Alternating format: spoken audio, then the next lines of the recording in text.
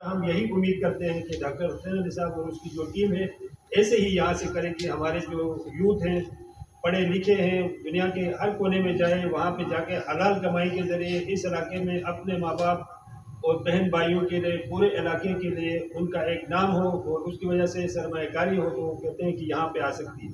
बड़ी उसकी मतलब बड़ी सर्विसेज हैं। अल्लाह ताला इसको खुश रखे और इसको मज़ीद फले फूले।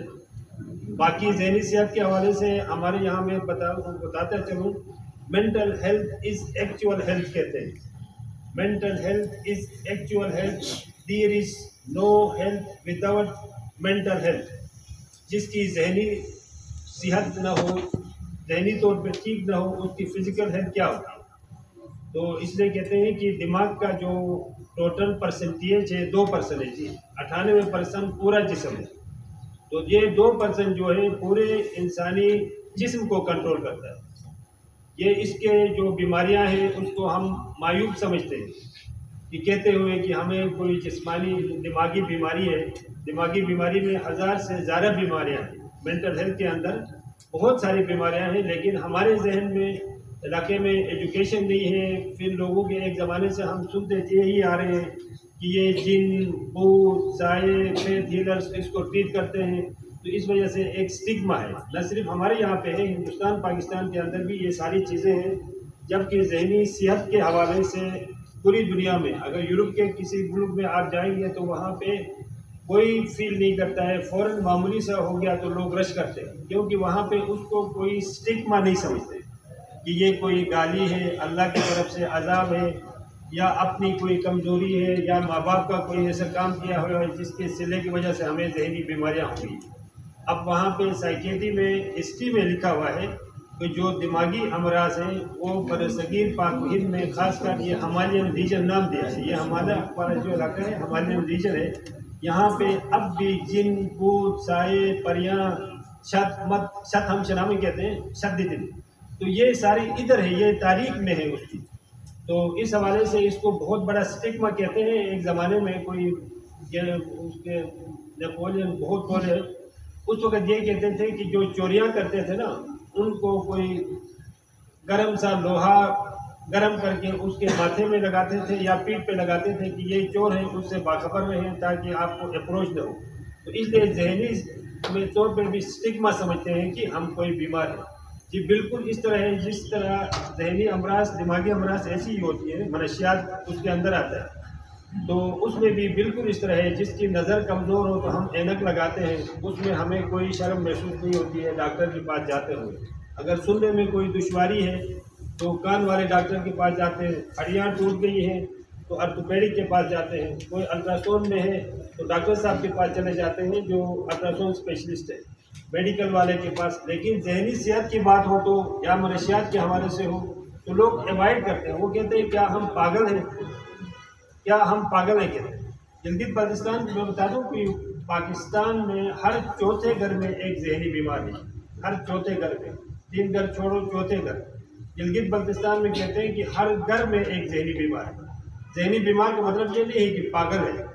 पागल इसके अंदर कोई अभी तक नहीं सुना है। अलबत्ता स्किज़ोफ्रेनिया एक बीमारी होती है जो 100 में 1 होती है, जिसमें आवाज़ें सुनाई देती हैं, शक्लें नज़र आती हैं, जिनको डिल्यूजन, आप तो मेडिकल के स्टूडेंट हैं, डिल्यूजन हेलुसिनेशंस कहते हैं।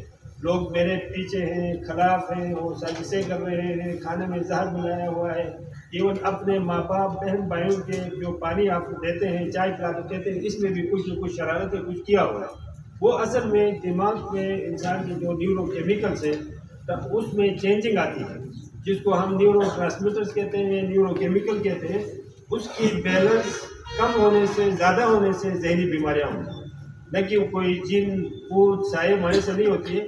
अल्लाह ताला का एक निज़ाम है और उसके तहत ये बीमारियाँ होती हैं, और ये काबिल इलाज बीमारियाँ हैं, ट्रीटेबल कहते हैं इनको। कुछ इसमें है मैनेजेबल। हमारे मेडिकल साइंसेस में दूसरे शोबे हैं, उसमें भी बहुत सारी बीमारियाँ जो है मैनेजेबल है। फ़र्ज़ करो किसी को दिल की बीमारी होगी, किसी को दमा है, किसी को ब्लड प्रेशर है, किसी को शुगर है, आर्थराइटिस है, जोड़ों की बीमारी है। तो ये भी जैसे स्किन में बर्स है, मुख्तलिफ बीमारियाँ हैं जो ज़िंदगी भर चलती रहती हैं।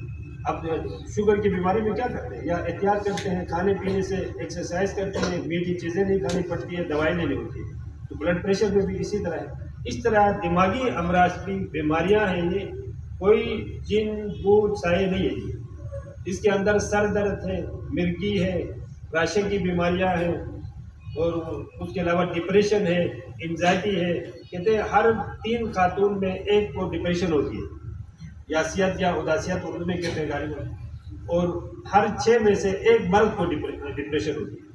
डिप्रेशन में क्या होता है, वो रूटीन के डेली एक्टिविटीज़ डिक्रीज हो जाते हैं, काम करने को दिल नहीं करता, रोने को दिल करता है, अलग रहने को दिल करता है। डिप्रेशन की अलामत ये है कि डॉक्टर साहब जो चीज़ें हम पहले करते थे अब उसमें कोई मज़ा नहीं है। तो उसी बीमारी की वजह से एंजाइटी में मुस्तकबिल के हवाले से फिक्रमंद होते हैं कि आइंदा क्या होगा, आगे क्या मसला होगा। उसके लिए मैं एक काम मिसाल देता हूँ। ट्रेन में 2 बंदे, एंजाइटी इसको कहते हैं, GAD, आप स्टूडेंट हैं इसलिए मैं बता रहा हूँ, जनरलाइज एंजाइटी डिसऑर्डर। 80% बीमारियाँ जिनको कहते हैं न्यूरोसिस है, जो 100% काबिल इलाज है, और वो खुद आते हैं, डॉक्टर साहब हमें बीमारी है, बार बार हाथ धोती हूँ, शक शुबहात होती है, मुस्तकबिल के हवाले से परेशान हूँ।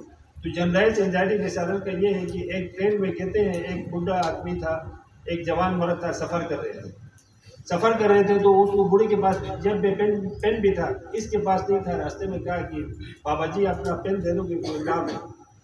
तो उसने सोचा कि अब ये तो पेन लेने गया, उसके बाद कहेगा दरमियान में कोई चाय पीते हैं, फिर आगे किसी स्टेशन में खाना खाते हैं, क्यों ना आपके लिए बाहर से कोई केले भी ले ले, और जाके लास्ट में उधर घर में जाके कहेगा आपका घर कहाँ पे है, एड्रेस वड्रेस वो करके मैं आप मेरा घर आएगा और ले देंगे, मेरी एक अकलौती बेटी है उसका रिश्ता मांगे। ये उसके जहन में ये सोचे चले, कहा कि ऐसा है नहीं। तो उसने कहा कि ये सारी कहानी इस नकीम में आदमी को मैं अपनी बेटी क्यों दे दूँ जिसके पास पेन भी नहीं है। तो हालांकि उस बेचारे ने पेन मांगा है, कोई और मसला नहीं था। ये इसको कहते हैं GAD। और इस तरह फर्ज करो किसी के घर में बीवी इंतज़ार कर रही है, मैं यहाँ हमेशा 4 बजे 4:30 बजे आते थे, आज आए नहीं, लेट हो गया 6 बजे आ गए। तो ये इसने टेलीफोन करना शुरू कर दिया, दफ्तर में जो बॉस है, हेड है, उसको वो भाई बंद है जी, 6 बजे दफ्तर तो बंद होता है सारे। आगे पीछे घूमती रही, दिल की धड़कन, पसीने और शराबूर, पता नहीं क्या हो गया, क्या नहीं हुआ, खुदा न कर उसको नौकरी से निकाल दिया गया, कुछ हो गया हो। अब वो नौकरी से निकलेगा तो हमारा घर का क्या बनेगा, खाना कौन वो करेगा, बच्चों की पढ़ाई का क्या होगा। ये सारे इसको कहते हैं जनरलाइज एंजाइटी डिसऑर्डर्स। ये दिमाग में न्यूरोकेमिकल्स होते हैं, दिमाग में स्ट्रक्चरल चेंजेस आती हैं, उसकी वजह से होता है। ये नहीं कि ये बीमारी है, इलाज वाली है। तो फिर इस किस्म के लोग जो मनशियात ज़्यादा इस्तेमाल करते हैं, मनशियात इसका शोबा है दिमाग के अंदर, मनशियात है, जिनसी अमराज है, और उसके अलावा दिमागी नफसाती अमराज है। 1000 के करीब बीमारियाँ हैं, और ये कोई स्टिग्मा, कोई गाली नहीं है। जिस तरह नज़र कमज़ोर होने में मैं भी इस्तेमाल करता हूँ, नज़दीक की मेरी कमज़ोर है, किसी के कान के कुछ होते हैं इस्तेमाल करते हैं, तो उनको हम नहीं कहते हैं कि यार इसके पास क्यों जाते हैं। दिमागी डॉक्टर के पास जब जाने की बात हो तो वो कहते हैं कि नहीं यार हम पागल हैं, स्टिग्मा है ना, तो लोग कहते हैं वहाँ तो सिर्फ पागल ही जाते हैं। इवन ये कहते हैं कि जो दिमाग के पढ़ाने वाले साइकोलॉजिस्ट हो, साइकेट्रिस्ट हो, मेंटल हेल्थ से वाबस्ता लोग हो, कहते हैं वो सब भी पागल हैं, वो भी फारिग हैं ऊपर से, और उनके पास क्या जाए। वो ये डर और खौफ, इन चीज़ों को एज स्टूडेंट में कहता हूँ कि यहाँ पे एक मौका है। तो ये सारी चीज़ें, इस तरह जो ड्रग्स इस्तेमाल करते हैं, ये भी एक बीमारी है।